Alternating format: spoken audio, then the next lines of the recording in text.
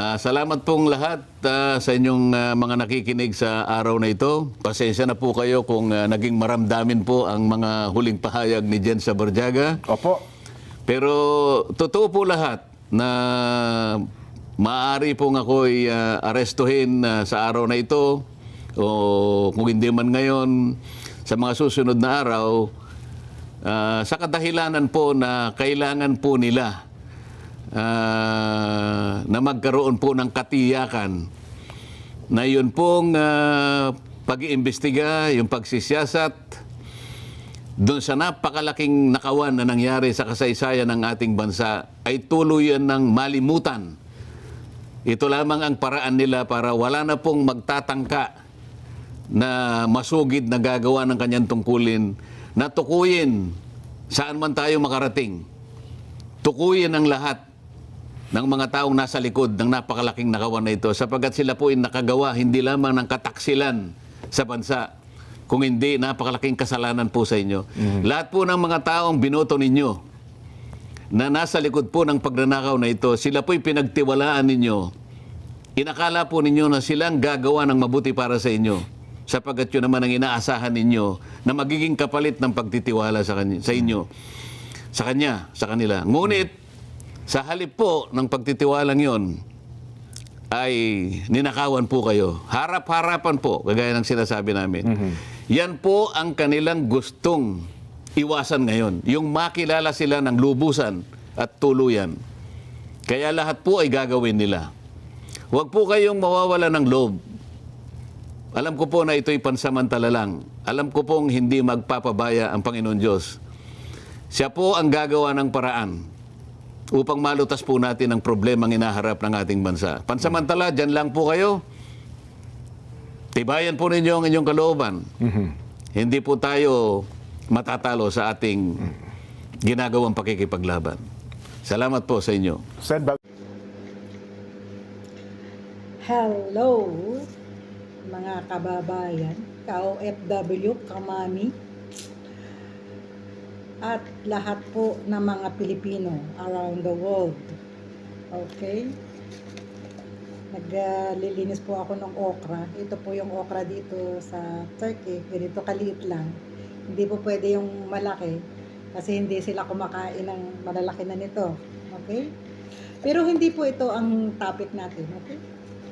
Gusto ko lang magbigay ng reaksyon. Ay nako.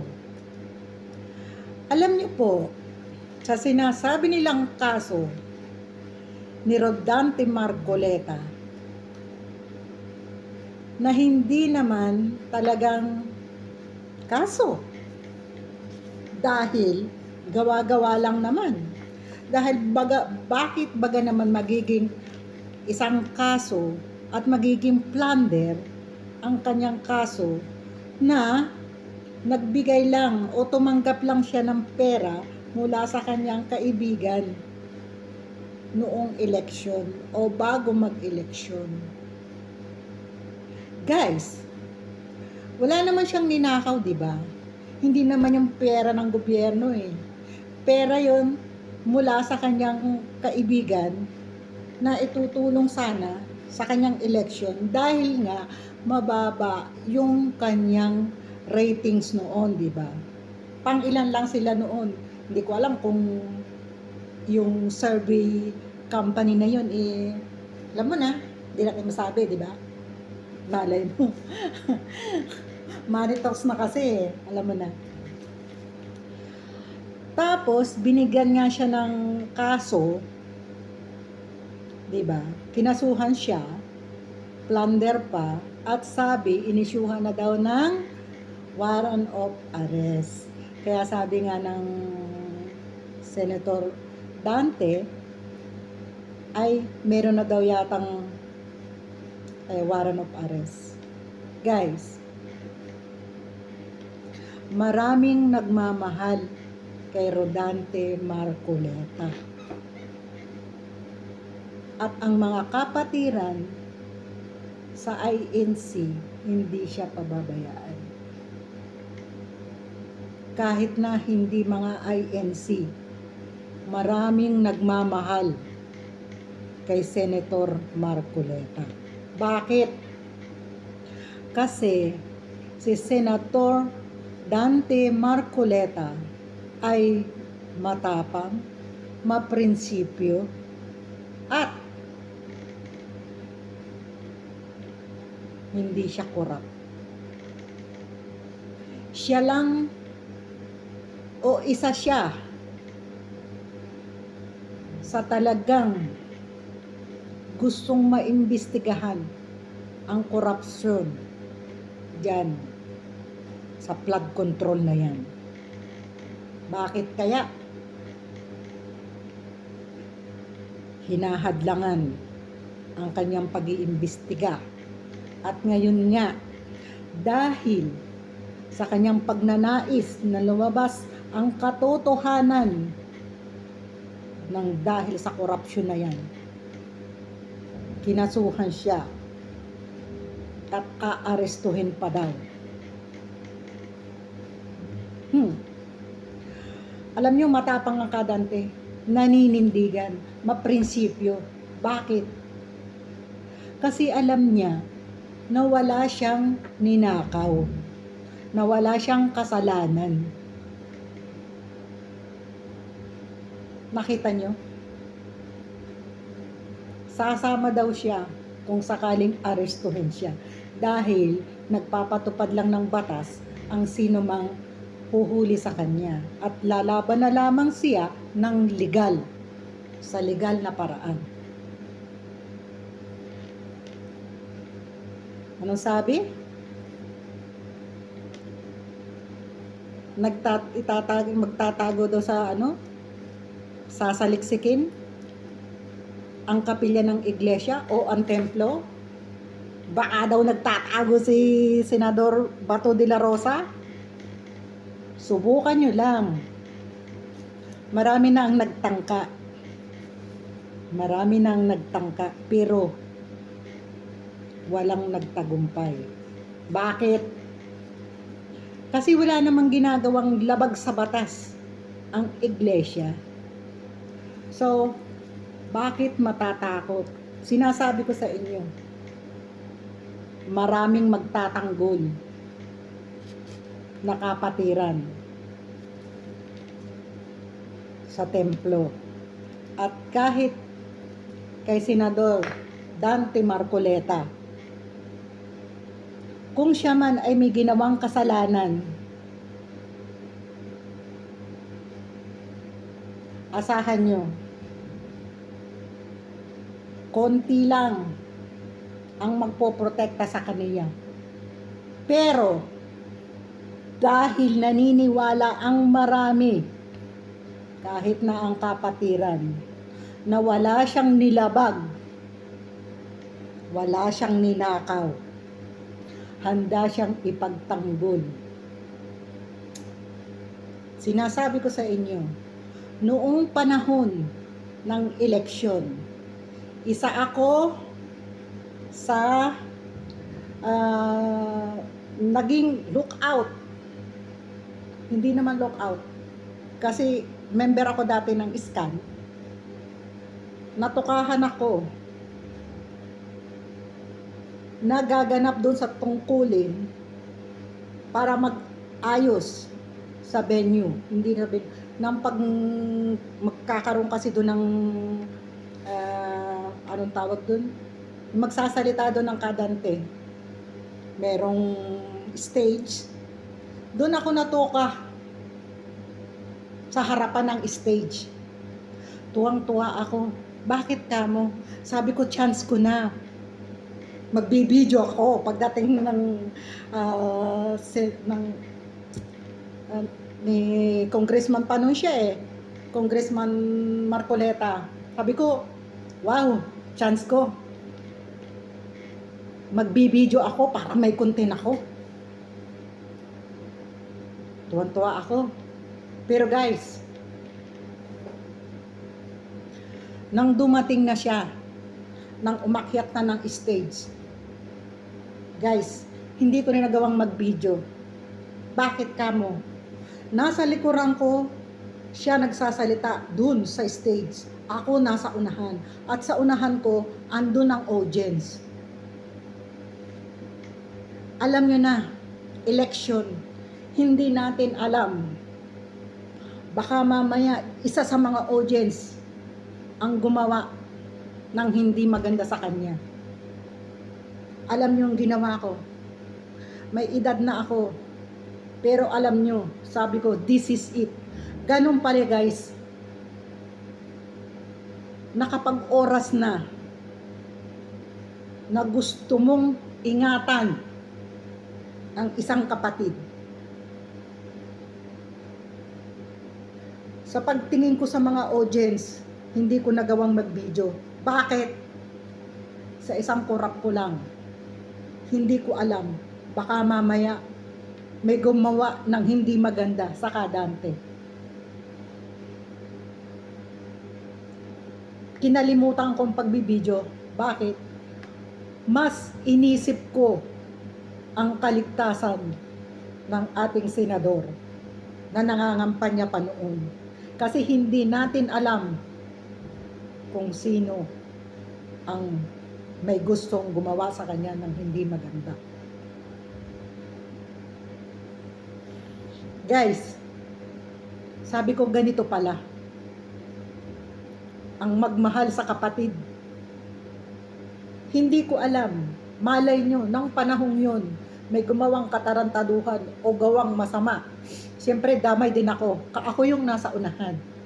Hindi lang ako, may kasama pa ako. May kasama pa ako na iba. Bakit lang ako nakapicture? Noong yung nakatoka na pulis na andun na lumapit sa tabi ko, na siya naman yung tumitingin sa crowd. May chance ako magpicture. Kasi may titingin. Pero, nang umalis na siya, diretso na agad ako. Halos hindi ako kumurap guys.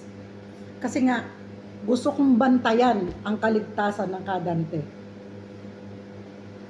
Alam ko, bilang babae, siguro isipin, ano bang magagawa ko? Wala akong armas. Pero hindi eh. Kasi once, halimbawa, may gagawa sa kanya ng hindi maganda at nakita ko, pwede akong gumawa ng scene, di ba? Pwede kong i-report. Pero alam nyo guys, ganun pala. Alam nyo, isang INC, hindi pera ang mahalaga. Hawak niya yung aral. At iyan ang Kadante.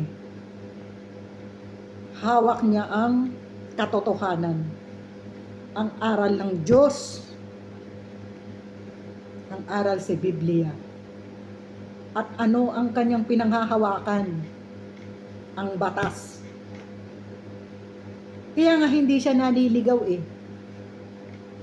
Kaya ang tao, kapag hawak niya ang aral ng Diyos, at ang batas, hindi siya maliligaw. Kaya nakita mo, kaya ganyan katapang si Senador Dante Marcoleta. Dahil alam niya na sumusunod siya sa batas, sumusunod siya sa aral ng Diyos. Nawala sa iba. Bakit may galit sa kanya? Kasi dahil sa kanya, sa kanyang pagpupursige na lumabas ang katotohanan, maraming alam nyo na, di ba? Maaring maraming sangkot na matataas na tao. Kahit alam niya yan, hindi naman niya sasabihin ng direkta. Bakit? Kasi nga may batas. Kailangan kasi, hindi lang sa salita, may ebidensya. Kaya guys, nung makita ko yung kanyang video, after ng Blue Ribbon, yung last na Blue Ribbon, pumasok siya dun sa hanay ng mga supporters. Guys, natakot ako para sa kanya. Kasi, baka mamaya may gumawa ng hindi maganda. Samantalahin yung pagkakagulo ng mga tao.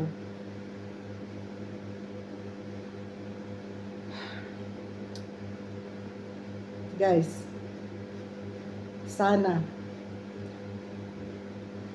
sa nagmamahal kay Dante Marcoleta, sa ating senador, ipanalangin po ninyo siya. Ipanalangin nating lahat na sana ingatan siya, protektahan siya. Natutuwa ako dahil isa siyang matuwid at maprinsipyong tao. Kaya maraming nagmamahal sa kanya. At hindi po yun plastic. Ramdam nyo yan. Ramdam nyo. Kung ang isang tao ay fake, ang INC po ay titindig sa katotohanan.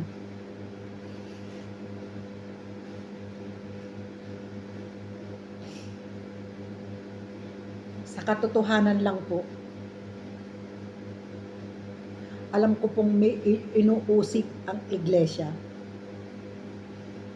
Inuusig. Maraming gustong gumiba. Maraming gustong ibagsak ang iglesia. Pero, ang aming patnubay ay ang Diyos. Ang Diyos Ama.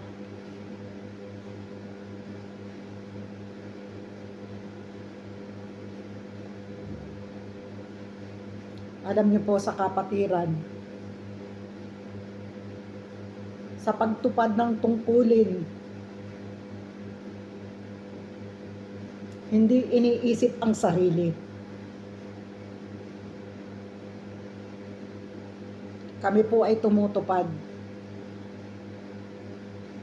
Kung may gastusin man, sarili po namin gastos. Nang ako po ay tumupad doon, sinasabi ko sa inyong pulong de avance o meeting de avance ni Senador Dante Marcoleta, wala po yung bayad. Wala. Hindi po kami tumatanggap ng bayad.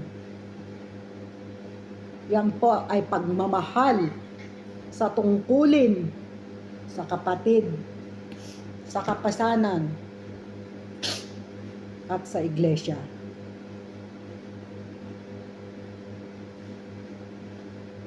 Kaya, ang masasabi ko sa inyo, sana mag-isip kayo. Sabi nga ng, hindi ako nagkakamali, ito si Senador Enrile, huwag niyong gisingin ang natutulog na dragon. Dahil kami po ay magtatanggol sa aming karapatan sa iglesia. Kahit buhay man po, kahit buhay man ang kapalit,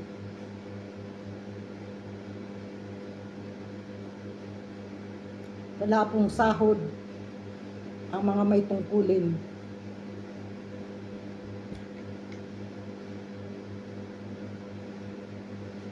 Kaya isa pong malaking karangalan at ipinagmamalaki namin na ang ating senador Rodante Marcoleta ay isang maprinsipyo, may pagmamahal sa Diyos, matuwid na tao. Tapos gagawa nyo pa ng kaso? Bakit hindi nyo kasuhan yung talagang may kagagawa ng pangungurap na yan? Tapos yung taong gustong maging maayos ang ating bansa, yun ang gusto nyong ibagsak. Pero hindi uurong ang Rodante Marcoleta. Dahil ipaglalaban niya kung ano yung totoo. Kung ano yung makakabuti sa bayan.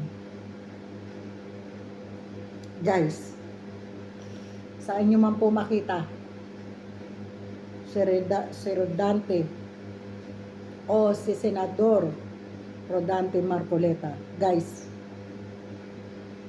ingatan niyo po siya.